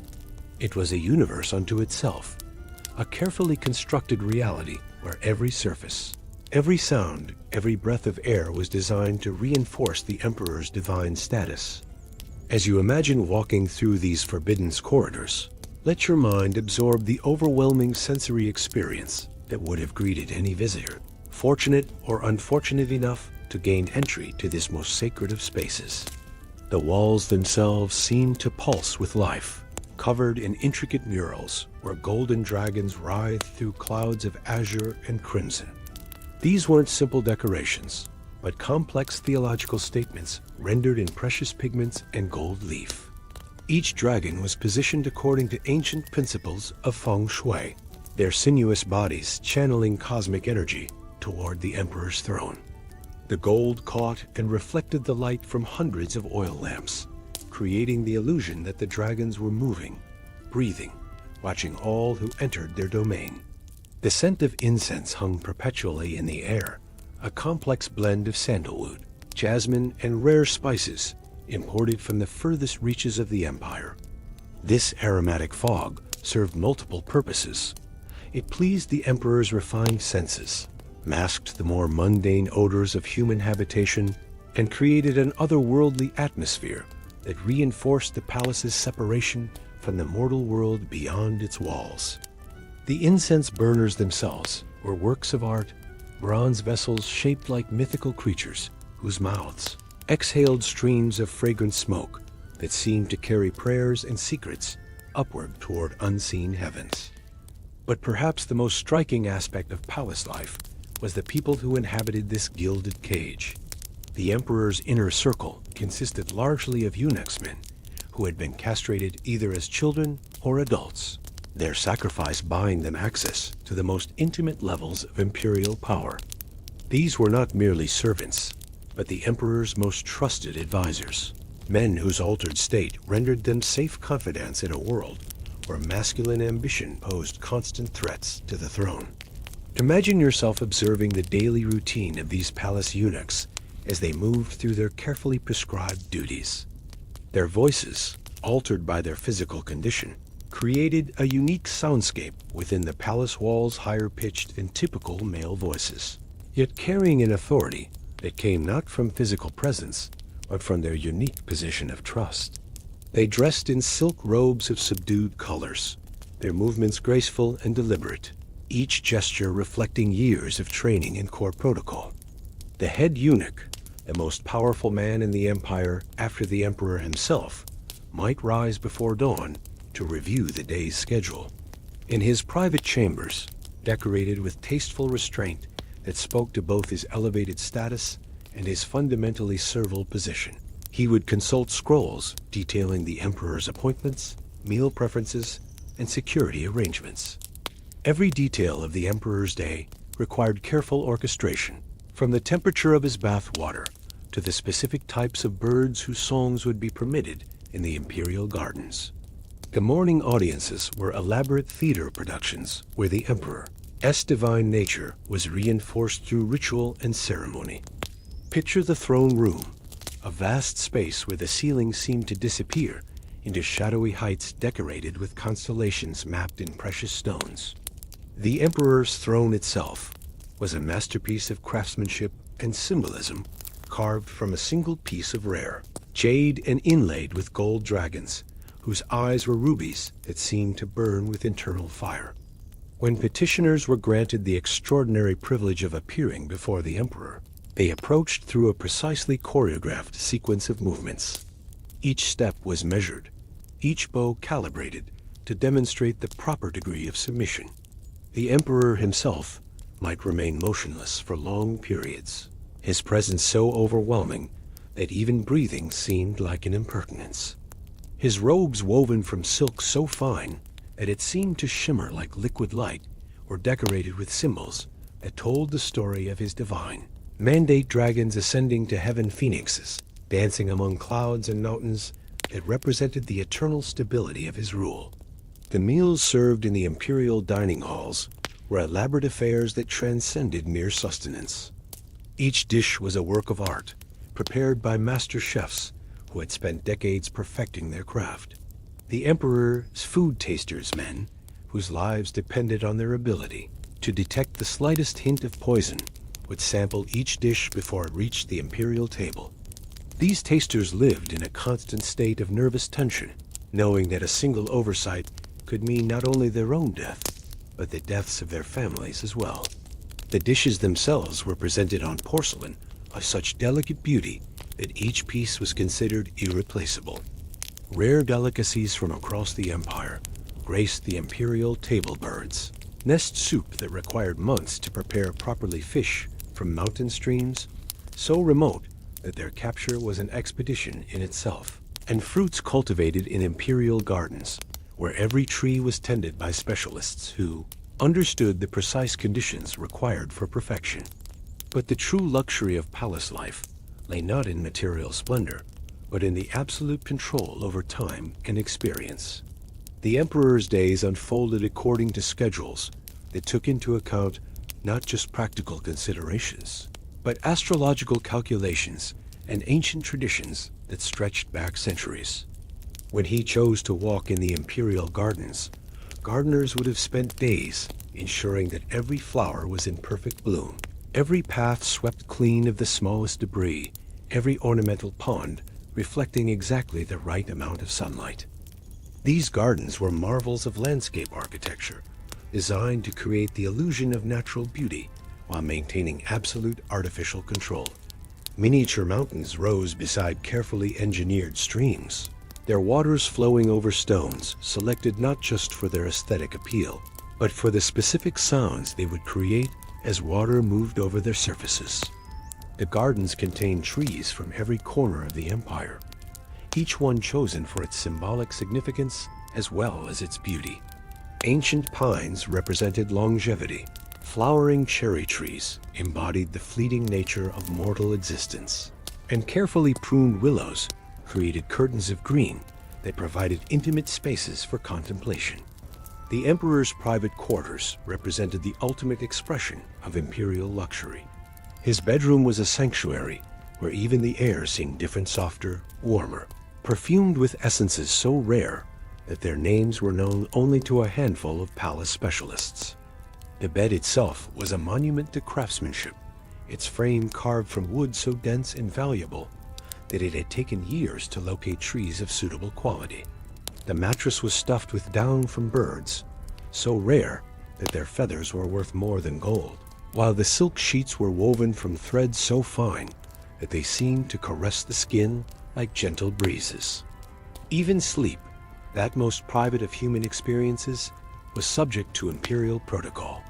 Eunuch guards stationed outside the emperor's chambers maintained absolute silence throughout the night, their presence ensuring that no sound, no disturbance, no hint of the outside world could interrupt the imperial rest. The emperor's dreams were considered matters of state importance, requiring interpretation by specially trained scholars who could divine the cosmic significance of every image, every emotion that passed through the sleeping imperial mind. The emperor's wardrobe represented one of the most visible displays of imperial power. Each garment was created by master craftsmen who understood that they were not merely making clothes, but creating symbols of divine authority. The imperial yellow, a shade of gold so specific that its exact composition was known only to a select few dyers, was reserved exclusively for the emperor's use. Anyone else who dared to wear this color faced immediate execution, their crime considered not just theft, but a form of spiritual blasphemy. The process of dressing the emperor each morning was itself a religious ritual. Eunuch attendants would approach with movements as carefully choreographed as any court dance, each piece of clothing presented, and donned according to traditions that connected the present emperor to every ruler who had come before him. The silk undergarments, so fine they were nearly transparent, were followed by layers of increasingly elaborate robes, each one serving a specific ceremonial function. The emperor's shoes were works of art in themselves, their soles never meant to touch common ground. Crafted from leather so soft it felt like skin, they were decorated with patterns that told stories of imperial victories and divine favor. When the emperor walked, his steps created no sound. The floors of his private chambers were covered with carpets so thick and luxurious that they absorbed every footfall, maintaining the otherworldly silence that surrounded his person. But perhaps the most telling aspect of imperial palace life was its fundamental isolation. The emperor, despite being surrounded by hundreds of attendants, lived in a solitude more complete than that experienced by any hermit in the remotest mountain cave. Every person he encountered had been carefully vetted, their every word rehearsed, their responses anticipated, and approved by layers of bureaucratic oversight. Spontaneous human interaction, the simple pleasure of an unexpected conversation or a genuine laugh, was not just rare in the emperor's life, but essentially impossible. The emperor's meals were eaten in silence, served by attendants who dared not meet his eyes. His entertainment consisted of performances by musicians and dancers who had trained for years to achieve the precise level of skill required for imperial audiences. Their art refined to a degree that transcended human emotion and became something more like mathematical perfection. Even his physical exercise practiced in private courtyards, designed specifically for imperial use, followed prescribed routines that had been developed by masters of various martial and spiritual disciplines. These gardens were marvels of landscape architecture, designed to create the illusion of natural beauty while maintaining absolute artificial control. Miniature mountains rose beside carefully engineered streams, their waters flowing over stones selected not just for their aesthetic appeal, but for the specific sounds they would create as water moved over their surfaces. The gardens contained trees from every corner of the empire, each one chosen for its symbolic significance as well as its beauty. Ancient pines represented longevity. Flowering cherry trees embodied the fleeting nature of mortal existence, and carefully pruned willows created curtains of green that provided intimate spaces for contemplation. The emperor's private quarters represented the ultimate expression of imperial luxury. His bedroom was a sanctuary where even the air seemed different, softer, warmer, perfumed with essences so rare that their names were known only to a handful of palace specialists. The bed itself was a monument to craftsmanship, its frame carved from wood so dense and valuable that it had taken years to locate trees of suitable quality. The mattress was stuffed with down from birds, so rare that their feathers were worth more than gold, while the silk sheets were woven from threads so fine that they seemed to caress the skin like gentle breezes. Even sleep, that most private of human experiences, was subject to imperial protocol. Eunuch guards stationed outside the emperor's chambers maintained absolute silence throughout the night, their presence ensuring that nothing, no sound, no disturbance, no hint of the outside world could interrupt the imperial rest. The emperor's dreams were considered matters of state importance, requiring interpretation by specially trained scholars who could divine the cosmic significance of every image, every emotion that passed through the sleeping imperial mind. The emperor's wardrobe represented one of the most visible displays of imperial power. Each garment was created by master craftsmen who understood that they were not merely making clothes, but creating symbols of divine authority. The imperial yellow, a shade of gold so specific that its exact composition was known only to a select few dyers, was reserved exclusively for the emperor's use. Anyone else who dared to wear this color faced immediate execution, their crime considered not just theft, but a form of spiritual blasphemy. The process of dressing the emperor each morning was itself a religious ritual. Eunuch attendants would approach with movements as carefully choreographed as any court dance, each piece of clothing presented, and donned according to traditions that connected the present emperor to every ruler who had come before him. The silk undergarments, so fine they were nearly transparent, were followed by layers of increasingly elaborate robes, each one serving a specific ceremonial function. The emperor's shoes were works of art in themselves, their soles never meant to touch common ground. Crafted from leather so soft it felt like skin, they were decorated with patterns that told stories of imperial victories and divine favor. When the emperor walked, his steps created no sound. The floors of his private chambers were covered with carpets so thick and luxurious that they absorbed every footfall, maintaining the otherworldly silence that surrounded his person. But perhaps the most telling aspect of imperial palace life was its fundamental isolation. The emperor, despite being surrounded by hundreds of attendants, lived in a solitude more complete than that experienced by any hermit in the remotest mountain cave. Every person he encountered had been carefully vetted, their every word rehearsed, their responses anticipated and approved by layers of bureaucratic oversight. Spontaneous human interaction, the simple pleasure of an unexpected conversation or a genuine laugh, was not just rare in the emperor's life, but essentially impossible. The emperor's meals were eaten in silence, served by attendants who dared not meet his eyes. His entertainment consisted of performances by musicians and dancers who had trained for years to achieve the precise level of skill required for imperial audiences. Their art refined to a degree that transcended human emotion and became something more like mathematical perfection. Even his physical exercise practiced in private courtyards designed specifically for imperial use followed prescribed routines that had been developed by masters of various martial and spiritual disciplines. This isolation extended to the emperor's relationship with his own family. His wives and concubines, housed in separate wings of the palace complex, were kept in luxurious captivity that mirrored his own.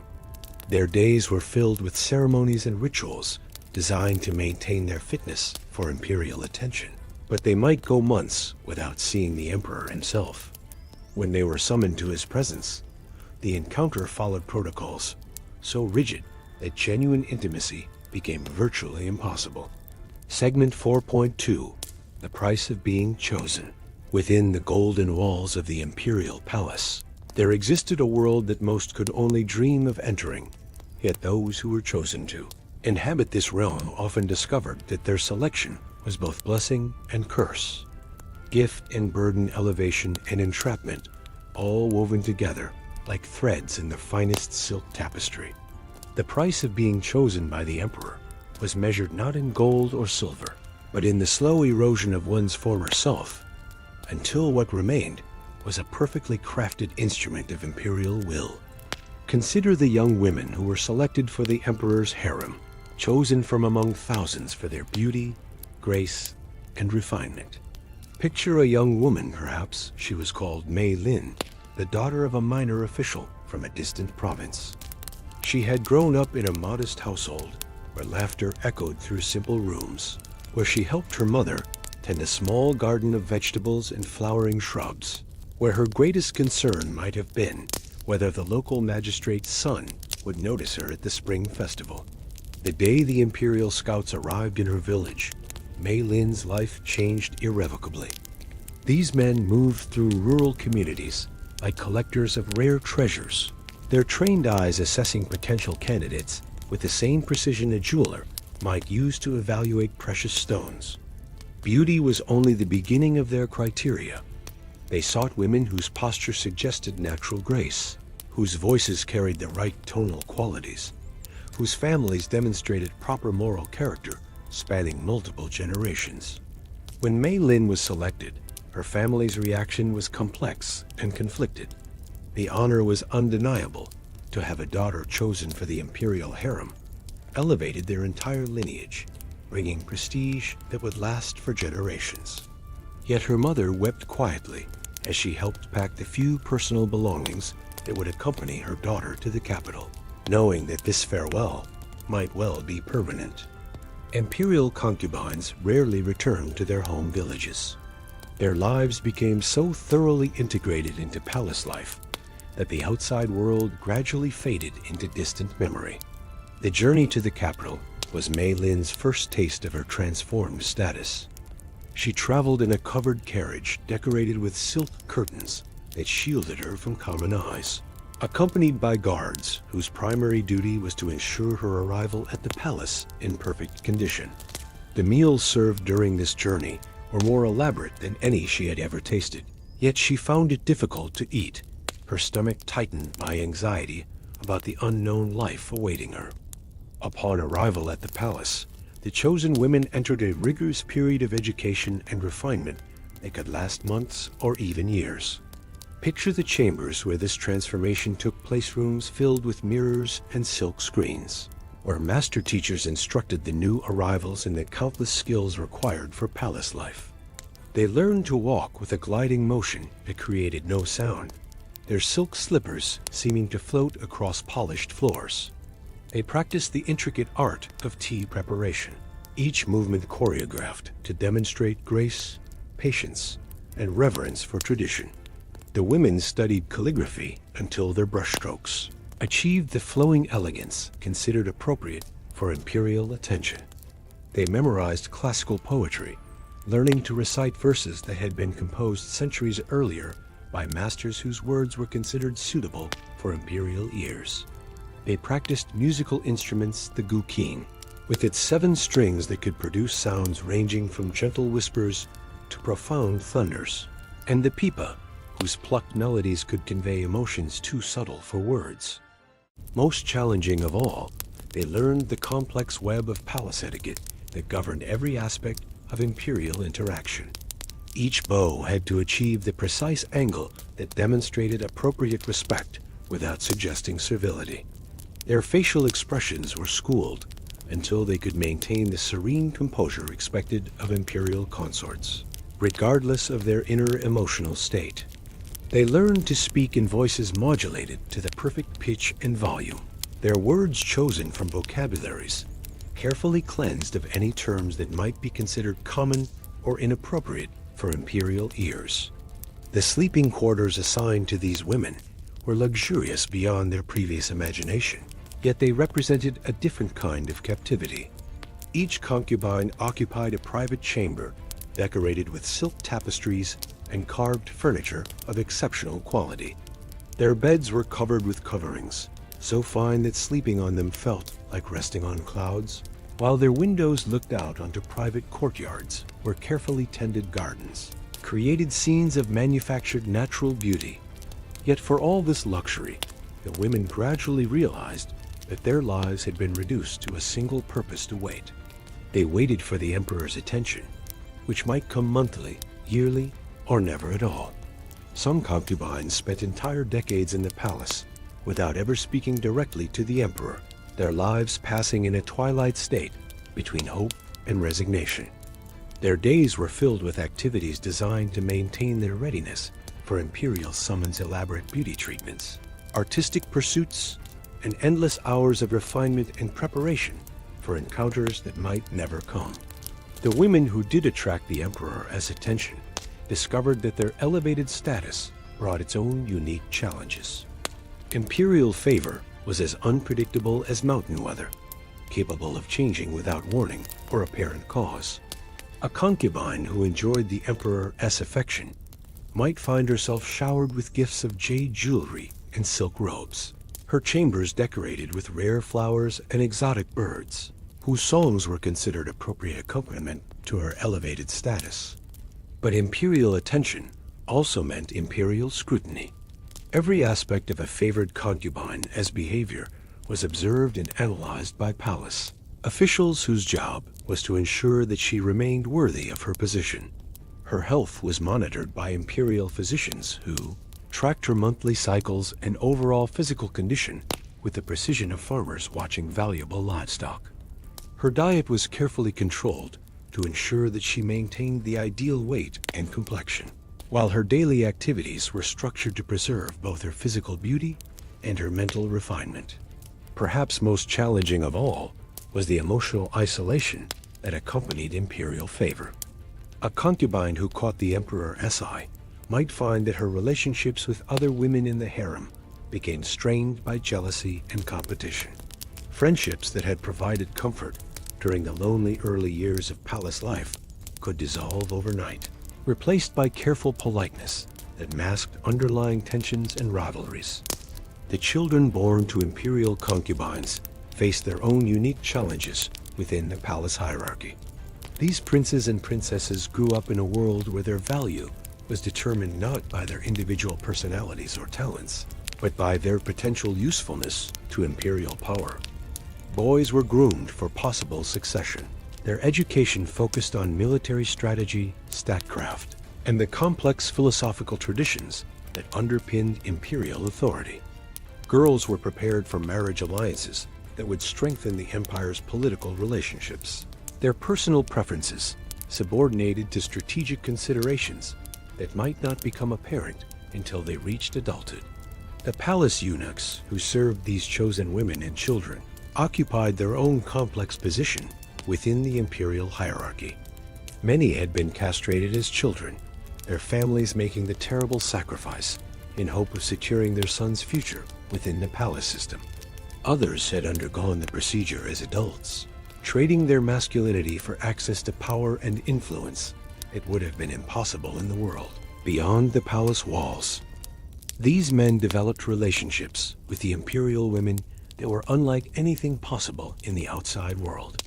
Without the threat of sexual desire, they could serve as confidants and advisors in ways that would have been unthinkable for intact men.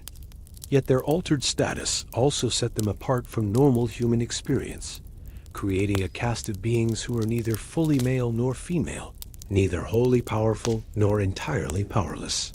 The daily routine of palace eunuchs reflected their unique position. They rose before dawn to begin preparations for the day's activities, their movements through the palace corridors silent and efficient.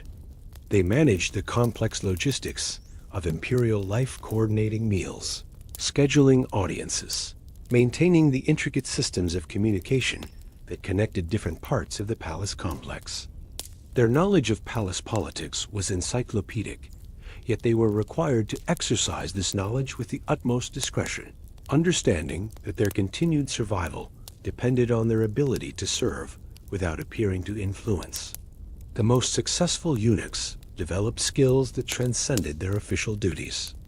They became expert readers of human nature, capable of detecting subtle shifts in mood or intention that might signal changes in palace dynamics. They learned to navigate the treacherous currents of imperial favor, understanding instinctively when to advance and when to retreat, when to speak and when to remain silent. Their survival depended on their ability to make themselves indispensable while remaining invisible, to wield influence without appearing to seek power. Yet for all their skill and dedication, both the chosen women and the palace eunuchs lived with a constant awareness that their elevated status could be revoked at any moment. Imperial displeasure could result in exile, imprisonment, or death, often without explanation or appeal. The palace was filled with cautionary tales of individuals who had risen high in imperial favor only to fall with devastating swiftness, their names erased from palace records, as if they had never existed.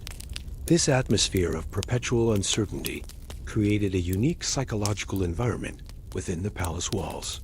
Everyone chosen for palace life learned to live with a kind of suspended anxiety, maintaining perfect composure while remaining constantly alert to subtle changes in the imperial mood. They developed the ability to project contentment and serenity while harboring deep wells of fear and uncertainty about their future. In this golden cage, survival required not just beauty, intelligence, or skill, but an almost supernatural ability to sense and respond to the invisible currents of imperial will that determined the fate of all who served within the forbidden quarters of absolute power. Segment 4.3, Power Wrapped in Fear at the Heart of the Imperial Palace, where golden dragons coiled around jade pillars and incense smoke carried whispered prayers to heaven, lived a man who possessed more power than any human being in the known world, yet who was, perhaps, the most frightened person in his entire empire. Emperor Qin Shi Huang, the first emperor of unified China, had conquered kingdoms, built monuments that would outlast civilizations, and commanded the loyalty of millions. But his greatest enemy was one he could never defeat: his own mortality and the paralyzing fear it inspired. Picture the emperor in his private chambers during the dark hours before dawn, when sleep eluded him and the weight of absolute power pressed down like a physical burden on his chest. The silk sheets that should have provided comfort felt instead like binding cloths, and every shadow cast by the flickering oil lamps seemed to conceal potential assassins. His breathing was shallow and careful, as if he feared that even the act of respiration might somehow hasten his journey toward the grave he was so desperately trying to avoid. The emperor's fear of death had transformed from a natural human concern into an all-consuming obsession that shaped every aspect of his reign. He surrounded himself with alchemists and mystics who promised to unlock the secrets of immortality, their laboratories hidden deep within the palace complex, where they worked day and night to create elixirs that might grant their master eternal life. These men, draped in robes embroidered with symbols of longevity and cosmic power, mixed mercury with rare herbs, ground pearls into powders that glittered like stardust, and distilled essences from plants that grew only in the remotest mountain valleys. The irony was bitter and complete. In his quest to avoid death, the emperor was slowly poisoning himself. The mercury-based compounds he consumed daily in his pursuit of immortality were gradually destroying his nervous system, creating tremors in his hands that he tried to hide behind ceremonial gloves, and generating the very symptoms of aging and decline he was so desperate to prevent. Yet he continued to take these potions, driven by a fear so profound that he preferred the possibility of a slow, hidden death to the certainty of natural mortality. This fear infected every aspect of palace life, like a poison more subtle than any his alchemists could devise. The emperor's meals became elaborate exercises in paranoia, with multiple food tasters sampling every dish not once, but several times throughout the preparation process. The palace kitchens operated under security protocols that would have been appropriate for a military fortress, with guards monitoring every ingredient from its arrival at the palace gates to its appearance on the imperial table. Even the emperor's most trusted advisors lived under constant suspicion. Palace eunuchs, who had served faithfully for decades, found their loyalty questioned if they displayed too much initiative or seemed to acquire too much influence. The emperor's eyes, once described by court poets as having the piercing clarity of a hunting hawk, gradually developed a quality of constant vigilance that his closest attendants learned to recognize as a warning sign. When the emperor's gaze took on that particular intensity, everyone in his presence understood that someone's life hung in the balance. The palace's architecture itself reflected the emperor's growing paranoia. Secret passages were constructed behind decorative panels, allowing the emperor to move through his own residence without being observed by potential enemies. His sleeping quarters were changed regularly and unpredictably, with multiple bedrooms prepared each night so that no one except the emperor himself knew where he would actually rest. Guards were stationed not just at obvious points like doorways and corridors, but hidden behind false walls and concealed in chambers above the ceiling, their presence known only to the emperor and his most trusted security advisors. The emperor's daily routine became increasingly elaborate and secretive. His morning ablutions were performed behind screens that blocked the view even of his personal attendants, and the water for his baths was tested not just for temperature, but for any trace of foreign substances that might indicate tampering. His clothing was examined by specialists trained to detect the slightest irregularity in fabric or stitching that might conceal weapons or poisons, while his shoes were crafted by artisans who were kept under palace confinement to prevent them from sharing knowledge of the emperor's movements or habits. Perhaps most telling was the emperor's relationship with his own reflection. Mirrors in the palace were positioned and angled according to principles that went far beyond mere vanity or decoration. The emperor studied his face each morning with the intensity of a scholar examining ancient texts, searching for signs of aging or illness that might herald his approaching mortality. His attendants were trained to notice and report any changes in his appearance, yet they had to do so with such subtlety that the emperor never felt they were acknowledging his human frailty. The emperor's fears extended beyond his own person to encompass his entire lineage and legacy. He worried constantly about succession, yet was terrified to name an heir, lest that decision somehow hasten his own demise. His sons lived in a state of perpetual uncertainty, knowing that their father's favor could shift without warning, and that being too obviously prepared for succession might be interpreted as treasonous ambition. The princes walked a careful line between demonstrating their worthiness and avoiding any appearance of eagerness for power. Court ceremonies became increasingly elaborate attempts to reinforce the emperor's divine status and, by extension, his immortality.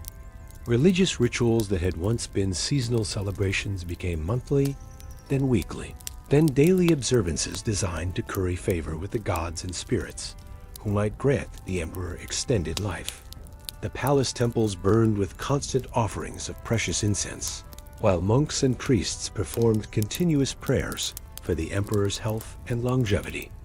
The emperor's paranoia manifested in unexpected ways throughout palace life. He developed superstitions about certain numbers, colors, and directions that seemed to change without pattern or logic.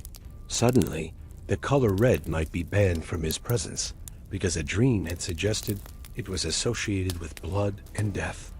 Or he might insist that all palace business be conducted while facing south, because the north was associated with winter and decline.